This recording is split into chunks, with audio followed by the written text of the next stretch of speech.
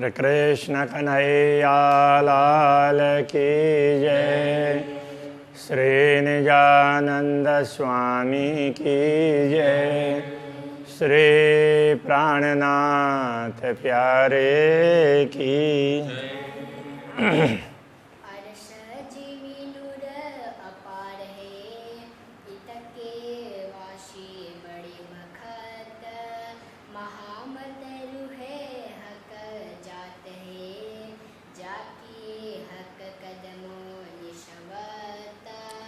जाके हक कदमों निशवत। श्री कृष्ण कन्हैया लाल की जय। 8वें प्रकरण में चरण ब्रह्मात्माएं अक्षरातीत धामधनी के चरणों को कैसे छोड़ सकती है, उससे दूर कैसे हो सकती है, उस बात को कहते हुए पूरे परमधाम का संक्षेप में वर्णन किया, परमधाम के भिन्न भिन्न दृश्यों का। अब ये 9वां प्रकरण भी उसी प्रकार से ही है, किंतु इसमें परमधाम के बाह्य दृश्यों का, बाहर के दृश्यों का वर्णन न करके रंग भवन का वर्णन कर रहे हैं। रंग भवन के, वैसे तो रंग भवन में भी भिन्न भिन्न स्थान और बहुत विशेषताएं हैं, किंतु इनका वर्णन तो पहले हो चुका है परिक्रमा ग्रंथ में, तो यहाँ उन सब का स्मरण करवा रहे हैं, ये समझ लेना चाहिए। ये भी उसका चरण का संबंध वही बता रहे हैं। अरस अंदर सुख देवही जो रूहों दिल उपजत। अरस अंदर सुख देवही, परमधाम में ब्रह्मात्माओं को अपार सुख प्रदान करते हैं। कौन प्रदान करते हैं? पूर्ण ब्रह्म परमात्मा श्री राज जी। जो रूहों दिल उपजत, ब्रह्मात्माओं के दिल में, या दिल कहने से अंतःकरण भी लिया गया है, कि उनके मन में जो कुछ बातें उत्पन्न होती, जो इच्छाएं उनकी होती है, उनके अनुरूप सब इच्छाओं को अक्षरातीत धामधनी पूर्ण करते हैं और उनको अपार सुख प्रदान करते हैं। ऐसी ब्रह्म आत्माएं सो रूहें कदम क्यों छोड़ई जाके असलाह कनिष्वत। ऐसी आत्माएं अक्षरातीत धामधनी के चरण कमल को कैसे भूल सकती है? अर्श अरवाह भूम खिलवत नूर दसों दिशालरत। अरस अरवाह परमधाम की आत्माएं, रूह और अरवाह, वैसे कई स्थानों में रूहें भी कहा, बहुवचन हो गया, किंतु अरबी में देखा जाए तो रूह एक वचन है और अरवाह बहुवचन है। और रूह का भी कई स्थानों पर रूहें कर देते हैं और कई स्थानों पर अरवाह का भी अरवाहें कर देते हैं। ये हो सकता है कि प्राणनाथ जी ने ना किया हो और परवर्ती संतों ने उनको भाषा का ख्याल न होने से ऐसा किया हो, कर दिया गया हो। हाँ, रूह का रूहें, ये तो भारत में जब अरबी और फारसी उनमें से उर्दू भाषा तैयार हुई तो उर्दू में तो रूह का रूहें बोल देते हैं, किंतु अरवाहें नहीं बोलेंगे। तो जो परमधाम की आत्माएं हैं, अरवाह कहने से आत्माएं हैं। भौम खिलवत, तो वो प्रथम भूमिका, यहाँ भौम कहने से भूमिका, तो वो प्रथम भूमिका के लिए, पर प्रथम भूमिका मूल मिलावा के अंदर विराजमान हैं। नूर दसों दिशा लरत, तो वहाँ अक्षरातीत धामधनी श्री श्यामा जी के साथ में, बीच में, मध्य में सिंहासन में विराजमान है, चारों तरफ ब्रह्मात्माएं। तो इस मूल मिलावे का प्रकाश कोई सागर की भांति वर्णन किया है। तो 8 सागर है, तो वो मूल मिलावे के अंदर भी बताए गए हैं। तो उनका प्रकाश परमधाम में चारों तरफ फैला हुआ है, 10 दिशाओं में उनके प्रकाश, उनका वहाँ का प्रकाश है, उसकी तरंगें लहराती रहती है। सो क्यों छोड़े इन कदम को जाके असलाह कनिष्वत। तो जो ब्रह्मात्मा है ऐसे मूल मिलाव में अक्षराते धामधनी के चरणों में बैठी हो, वो उनके चरणों को कैसे छोड़ सकती है। रूहें 12,000 बैठाए के हक हाँसी को खिलावत है। इसी मूल मिलाव में 12,000 ब्रह्मात्माओं को बैठा करके अक्षराते धामधनी उनको खेल दिखा रहे हैं। खिलाते हैं मतलब उनको खेल दिखा रहे हैं। तो इसलिए हंसी करने के लिए, हंसी करने का तात्पर्य उनका कोई मजाक उड़ाना उस अर्थ में नहीं है जैसे हम लोग माया के कारण करते हैं, अपने बड़ाई करना चाहते हैं और दूसरों को घटाना चाहते हैं, उसके लिए मजाक करते हैं, वैसा नहीं। राज्य किस तरह से मजाक करते हैं, तो राज्य अपने महत्व भी समझाना चाहते हैं। तो ब्रह्मात्माओं में एक प्रकार से ये भाव है कि जब अक्षरातीत हमारे धनी हैं तो हमारा प्रेम उनके प्रति ज़्यादा होना चाहिए। तो उसको वो अक्षरातीत धनी समझाना चाहते हैं, देखो तुम्हारे अंदर जो है वो हमारा ही दिया हुआ है, हमारा ही तो तुम्हारे में है, तुम्हारा अलग से नहीं है। उस बात को समझाने के लिए उनको थोड़ा सा उनकी भूल भी दिखानी होगी। तो इसलिए वो भूल उनको दिखाने के लिए ये खेल दिखा रहे हैं। इसलिए यहाँ का हक हाँसी को खिलावत, हंसी करने के लिए खिला रहे हैं। सो रूहें कदम क्यों छोड़े जाके असला कनेश्वत। ऐसी ब्रह्मात्माएं उनके चरण कमल को कैसे छोड़ सकती है। और हंसी भी इसलिए कर रहे हैं कि उनको प्रेम का ज़्यादा अनुभव करवाना है। तो अक्षरातीत धनी का प्रेम इतना ज़्यादा है, वो अनुभव कर सके, उसके लिए उनकी हंसी होनी है। ले सुख चे बच्चे भौम दूसरी, अब प्रथम भौम की बात हो गई तो दूसरी भौम की शुरू कर रहे हैं। दूसरी भौम में चह बच्चा, तो जो जिसको खड़ोकली कहा वो जलकुंड विशेष, तो वहाँ जलकुंड में जा कर के जल क्रीड़ा करते हैं और फिर रंग भवन के अंदर आकर के जहाँ भूल भुलौनी के मंदिर हैं, बीच में चबूतरा है, तो उसमें बैठ कर के श्रृंगार करते हैं और फिर भूल भुलौनी की अलग अलग लीलाएं करते हैं। तो उसकी बात कर रहे हैं दूसरी भौम में, जहाँ वो जलकुंड खुलता है। महल माए सहस्रजित, जहाँ महल 12 सहस्रजित, 12,000 महल हैं। यहाँ महल कहने से मंदिर, 12,000 मंदिर भूल भुलौनी के जहाँ पर हैं। तो वहाँ लीला करने वाली ब्रह्मात्माएं सो क्यों छोड़े रुए कदम को, जाकी असलाह करने शिवता। वो अक्षराते धामधनी के चरण कमल को कैसे छोड़ सकती है, कैसे बोल सकती है। रुए तीसरी भूमि चढ़ के बड़े झरोखों आवत, तो ब्रह्मात्माएं तीसरी भूमिका में जा कर के बड़े झरोखे में, तो तीसरी भूमिका में से बड़ा झरोखा आरंभ होता है, फिर ऊपर तक जाता है। किंतु बाकी झरोखे तो बहुत हैं, तो ये बड़ा झरोखा है, इसलिए यहीं पर झरोखा हो गया, दहलान हो गई और पीछे चबूतरा है, इन सब को मिला करके ये बड़ा सा क्षेत्र है, उसको प्रतिशाल कहा है, वो पड़शाल। तो वहाँ बैठती है ब्रह्मात्माएं। सो क्यों रहे हक कदम बिना, जाकी असलाह का निश्वत। वो अक्षराते धामधनी के चरणों के बिना कैसे रह सकती है।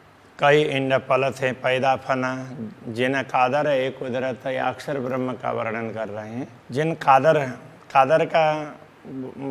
का अर्थ होता है समर्थ, जो समर्थ अक्षर ब्रह्म है, उनका कुदरत है, उनकी प्रकृति, उनका स्वभाव। तो उनका स्वभाव कैसा है, तो कई इंड पलत है पैदा फना, उनके पल मात्र में करोड़ों ब्रह्मांड बनते हैं और करोड़ों मिटते हैं। ऐसा सामर्थ्य है उनके पास में। ऐसे अक्षर ब्रह्म ए आवे मुजरे इन स्वरूप के, अक्षरातीत धामधनी के स्वरूप के दर्शन के लिए आते हैं। और यहाँ ये भी कह सकते हैं अक्षरातीत के साथ में उनके मन में इच्छा हुई अक्षरातीत धामधनी कैसे लीलाएं करते हैं, तो उनकी लीलाओं को देखने के लिए इच्छा हुई। तो ब्रह्मात्माओं के दर्शन की भी इच्छा होती है। तो उन जिन ब्रह्मात्माओं के दर्शन के लिए आते हैं, ये भी कह सकते हैं धामधनी के दर्शन के लिए तो आते ही हैं, किंतु यहाँ पर ब्रह्मात्माओं का भी दर्शन चाह रहे हैं। इसलिए ऐसी ब्रह्मात्माएं जाके असलह का निश्वत, जिनका असली संबंध पूर्ण ब्रह्म से है, तो वो उन चरणों को कैसे छोड़ सकती है। वो पहले वाले चौपाइयों से उसका भाव यहाँ ले लेना चाहिए। नूर मकान से आवेदीदार को इत नूर जमाल विराजत। रंग भवन में तो या तीसरी भूमिका में अक्षराति धामधनी विराजमान है, और अक्षर ब्रह्म दर्शन के लिए अक्षरधाम से चल करके वहाँ पर आते हैं और चांदनी चौक में खड़े होकर के दर्शन करते हैं। तो अक्षराति धामधनी तो ब्रह्मात्माओं को अपने चरणों में रख करके अक्षर ब्रह्म को भी दर्शन देते हैं। ऐसी ब्रह्मात्माएं रूहें याद कदम क्यों छोड़ई, जिनका चरण कमल को सदैव याद करना चाहिए, उनको ब्रह्मात्माएं कैसे छोड़ सकती है, कैसे भूल सकती है। हक बैठे पौड़े भौमती सरी, आगू झरोखों आरोगत। अक्षराते धामधनी इसी तीसरी भूमिका में वहाँ बैठते भी हैं, बैठते हैं तो झरोखे में बैठते हैं, और पौड़ते हैं तो वहाँ जो दहलान के साथ में जो मंदिर हैं तो उसमें नीला और दूसरी तरफ का पीला और बीच का ना नीला ना पीला। तो वहाँ पर इन मंदिरों में तो तीन मंदिर, दो तरफ तीन मंदिर, 6 और बीच के 4 मंदिर का दहलान इस प्रकार से तो वहाँ पर है। तो वहाँ इन्हीं अब एक तरफ के उसके दाहिने तरफ के ही मंदिर हैं, दाहिने साइड के। तो उस मंदिर में तो एक नीला तो एक पीला, और बीच में ना नीला और ना पीला, दोनों का असर उसमें पड़ता है। तो वहाँ वो विराजमान होते हैं, विश्राम करते हैं और भोजन करते हैं। तो इधर तो उसके लिए ये कहा आगू झरोखों आरोगत, झरोखे के आगे तो वहाँ दहलान में बैठ कर के वहाँ आरोगते हैं। तो ऐसे धामधनी की लीला में रहने वाली ब्रह्मात्माएं रूहें क्यों छोड़े इन कदमों को, इन कदमों को कैसे छोड़ सकती है, जाके असलह का निस्बत। रूहें अरश अजीम की भौम चौथी देखे निरत। परमधाम की आत्माएं चौथी भौम के नृत्य को भी देखती है। ऐसी आत्माएं सोह का कदम क्यों छोड़ई, अक्षराति धामधनी के कदम को कैसे छोड़ सकती है, जाके असलह का निस्बत, जिनका असली संबंध पूर्ण ब्रह्म से है। रूहें अर्श अजीम की 5वीं भौम पौड़ा था, 5वीं भूमिका की बात कर रहे हैं। परमधाम की आत्माएं 5वीं भूमिका में विश्राम करती है। वो भी अक्षराति धामधनी का मंदिर बीच में है और चारों तरफ ब्रह्मात्माओं के मंदिर है। अक्षराति धामधनी के चरणों को अपने हृदय में धारण करके वो विश्राम करती है। तो ऐसी आत्माएं उनके चरणों को कैसे छोड़ सकती है, तो ये कहना चाह रहे हैं। तो सुपने कदम न छोड़ई, जाके असलह का निस्बत। रूहें अर्श अजीम की भौम छठी कई जुगत। तो कई युगत का तात्पर्य तो युक्ति है। अब यहाँ ये समझना पड़ेगा कि छठी भौम में, परमधाम के छठी भौम में तो सुखपाल हैं। तो सुखपाल का सुख भी तो अलग अलग प्रकार के सुख होंगे ना। पूरे परमधाम में चारों तरफ उनमें बैठ करके जा करके घूम करके आ सकते हैं। तो ये कई जुगत कहने का तात्पर्य अनेक प्रकार के सुख, ऐसा समझना पड़ेगा। तो ये छठी भौम में सुखपाल के सुख प्राप्त करती हैं। तो सुख क्यों रहे कदम बिना ऐसी आत्माएं अक्षराति धामधनी के चरणों को छोड़ करके नहीं रह सकती। रूहें अरश भौम 7वीं, अब 7वीं भूमिका की बात कर रहे हैं। जो छप्पर खटों ही चत, और खट छप्पर, तो खट छप्पर कहने से तो वो झूले 7वीं भूमिका में, 8वीं भूमिका में। तो 7वीं भूमिका में झूलों में झूलती हैं आमने सामने। ऐसी आत्माएं सुपने कदम न छोड़े, स्वप्न में भी अक्षराति धामधनी के चरणों को नहीं छोड़ सकती है, जाके असलह का निस्बत। ये अरस भौम 8वीं, परमधाम की 8वीं भूमिका में साम सामी हिंडोलों खटकत, सामने सामने इधर और उधर सामने और इधर से इधर सामने, ऐसे चारों तरफ से एक साथ इकट्ठी होती है। वो खटकना, जैसे कोई चीज़ किसी को खटकती है तो उसका सीधा साधा अर्थ तो चुभ जाती है, ऐसा है। तो यहाँ खटकने का अर्थ चुभना नहीं है, वो झूलों में विराजमान होकर के झूलती है। तो उस तरह से अब वैसे देखा जाए तो झूलों के अंदर चुभ गई, ये भी वो बोल सकते हैं, लेकिन ये क्या है, मूल शब्द अपने यहाँ का नहीं है, इसलिए उसके अलग अलग प्रकार के अर्थ है। तो हम लोग ज़्यादातर खटकना, चुभने अर्थ में प्रयोग करते हैं, इसलिए केवल चुभना ऐसा नहीं है, झूले में विराजती है। तो ये रूहें सुपने कदम न छोड़े ही जाकी असलहा निस्बत। तो ऐसी आत्माएं अक्षराती धामधनी के चरण कमल को स्वप्न में भी नहीं भूलती हैं। अरस रूहें सुख नवमी भौमी सुख सिंहासन समस्त परमधाम की ब्रह्मात्माएं सारे के सारे नवमी भूमिका में तो क्या है, पहाड़ का झरोखा और बाहरी हार मंदिर, तो वो एक लेवल पर, तो वो एक जैसा है। तो वहाँ बैठ करके फिर अक्षराती धामधनी के साथ में बैठ करके चारों तरफ का दृश्य देखते हैं, समस्त मतलब साथ में। तो सिंहासन के साथ में बैठ करके तो देखते हैं। तो जिधर का दृश्य दिखाना होता है तो धामधनी उनको उसी दिशा में ले जाते हैं और दृश्यों को दिखाते हैं। तो सो क्यों रहे हक कदम बिना जाकी असलहा करने से बता। ऐसी ब्रह्मात्माएं धामधनी के चरणों को छोड़ करके कैसे रह सकती है। रूहें रहे वे अर्श में जो सुख झरोखे भोगवता। तो अब ये भी झरोखे के सुख हैं, चारों तरफ दर्शन करना। तो नवमी भूमिका में रह करके इन सुखों को भोगने वाले ब्रह्मात्मा हो गए। सो क्यों रहे हक कदम बिना धामधनी के चरणों के बिना वो कैसे रह सकती है। जाकी असलाह का निस्बत हक हादि रूहें सुख अरस चांदनी अरस अंबर ज्योत होवत। अब ये दसवीं भूमिका की बात कर रहे हैं।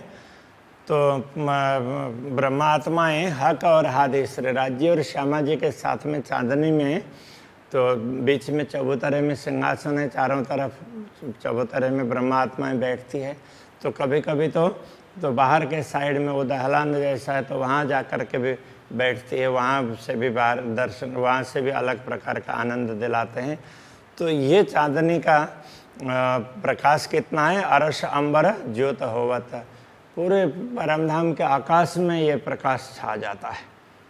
तो ऐसी लीला में रहने वाली आत्माएं सो क्यों रहे हक कदम बिना धामधनी के चरणों को छोड़ करके कैसे रह सकती है। जाकी असलह का निस्बत सकल भौम सुख ले वही रूहें हक कदम पकड़ता। अक्षराती धामधनी के चरणों को पकड़ करके, कहने का तात्पर्य उनके सानिध्य में रह करके परमधाम के सभी भूमिकाओं का, रंगमहल के सभी भूमिकाओं का लाभ लेती है ब्रह्मात्माएं। ऐसी ब्रह्मात्माएं सो क्यों रहे इन कदम बिना, इन चरणों को छोड़ करके कैसे रह सकती है इनके बिना। आई नजीक जागनी, पीछे तो उठ बैठा था, तो कहते हैं देखो अब तो जागने का समय आ गया है। बाद में तो उठ करके जागृत होना ही है, परमधाम में बैठे ही हैं, तो जागृत होना है। हाँसी ओसी भूली पर, जो हम माया को देखते हुए भूल जाते हैं, तो इस भूल पर हंसी हो जाएगी। तो इसलिए अब सचेत हो जाओ, ये कहना चाह रहे हैं। तो जिनको जाकी असलह का निस्बत, जिनका असली संबंध पूर्ण ब्रह्म से हैं, ऐसी आत्माओं पर हंसी होगी, इसलिए सचेत होना चाहिए। रुएं हुक्म ले दौड़ियो मूल तन अरस में उठत। तो ब्रह्मात्माएं तो अक्षराती धामधनी के आदेश से तुम दौड़ो, कहने का तात्पर्य यूँ तैयारी कीजिए, आगू करनी है दौड़, इस तरह से तैयार हो जाओ, सचेत हो जाओ, जागृत हो जाओ। मूल तन अरस में उठत, मूल परमधाम के मूल तन परात्मा में जागृत होना है। तो हाँ कहाँ शशि तुम ऊपर, तुम यदि जागृत नहीं होगे तो धामधनी तुम पर हंसी करेंगे। रुएं क्यों भूली ए निस्बत। तो ब्रह्मात्मा इस संबंध को कैसे भूल सकती है। तो इसमें कहने का तात्पर्य तुम सचेत हो जाओ, जागृत हो जाओ, अन्यथा धामधनी तुम्हारे ऊपर हंसी करेंगे। तो इस दृश्य को तुम कैसे भूल सकती हो। आया नजीक बखत मोमिनो, क्यों भूली आदि नश्यत। अरे ब्रह्मात्माओं, जागृत होने का समय आ गया है, इसलिए सतगुरु के उपदेश को, नश्यत उपदेश, उसको तुम भूलो मत। जो सुपने कदम न भूलिए, हंसी कसों ले निश्वत। यदि स्वप्न में भी धामधनी के चरणों को नहीं भूलेंगे तो हंसी कसों ले निश्वत। जब जागृत होंगे तो हम भी खुश हो जाएंगे धामधनी के साथ में, तो हमें भी लगेगा कि चलो हम भूले नहीं, हम सचेत रहे, ऐसा होगा। और ये विश्वास होना चाहिए, अब इससे जागृत हो जाओ। इसके लिए लाहा लीजिए दोनों ठौर का, सुनो मोमिनो कहे महामत। तो महामती कहते ही ब्रह्मात्माओं सुनो, दोनों स्थानों का लाभ लेना चाहिए। एक तो दुनिया, तो दुनिया में भी जागृत होकर के दूसरों को भी जागृत करो, तो एक लाभ हो गया। और परमधाम में जागृत होते हैं और वहाँ पर फिर भूल गए हैं ऐसा करके, तो वो उस समय हास्य का पात्र नहीं होना पड़ेगा। तो धामधनी भी कहेंगे ओ तुम तो बड़े अच्छे रहे, तो तुम भूले नहीं, तो दोनों ठौर का लाभ हो गया ना। तो इस प्रकार से लाभ लेना है। क्यों सुपने ए चरण छोड़िए, जाकि अपनी असल निश्वत। इसलिए स्वप्न में भी इन चरण कमल को छोड़ना नहीं चाहिए, क्योंकि हमारा असली संबंध इन्हीं चरणों के साथ में है। इस प्रकार से चरण कमल की महिमा समझाइए। तो ये 3 या 4 प्रकरणों में तो ये चरण कमल तो शुरू से ही है, किंतु तो जाकि असल हक निश्वत, ये चतुर्थ चरण के साथ में शायद 3 प्रकरण हुए हैं, इसके द्वारा इस प्रकार समझाया। अब दूसरे प्रसंगों को समझाएंगे, तो अभी के आज के प्रसंग को यहीं पर रखते हैं। श्री कृष्ण कन्हैया लाल की जय। अपनी असल निस्वत,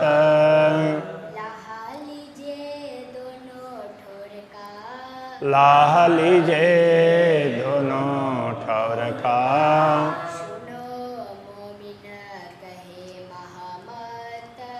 सुनो मोमिनो कहे महामत।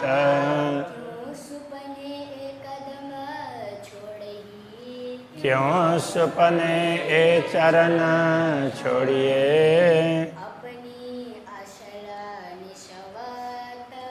अपने असल निश्वत।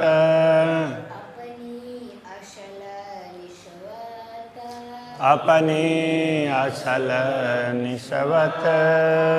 कृष्ण कन्हैया लाल की जय, श्री सद्गुरु महाराज की जय, श्री प्राणनाथ प्यारे की जय, श्री पांचनौतनपुरी धाम के जय, जगत गुरु आचार्य श्री 108 कृष्ण मणि जी